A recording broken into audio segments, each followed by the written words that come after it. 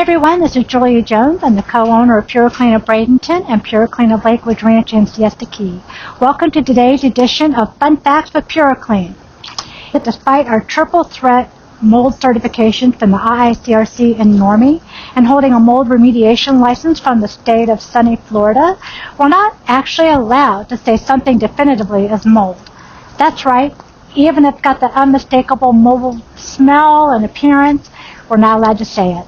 But here's a twist. We can identify what we suspect to be mold. It's a bit like a legal drama. Nothing's confirmed until it's proven. In our world, mold isn't officially mold until an independent expert says so.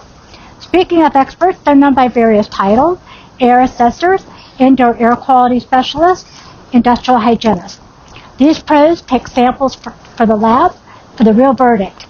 If mold is indeed the culprit, they'll draft a report called a protocol for the remediation. This system ensures that there's no conflict of interest, keeping things transparent and trustworthy. Remember, if you're wrestling with a mold concern, especially over 10 square feet, our team at Puro can guide you to reputable assessors. Once the mold is confirmed, that's when we come in. In essence, we can't outright say that's mold, but we're adept at spotting mold potential situations. Verification, however, is a job for the proper scientist. Hope you find this fun fact enlightening. This is Julia Jones, signing off from Puro of Bradenton and Puro of Lakewood Ranch.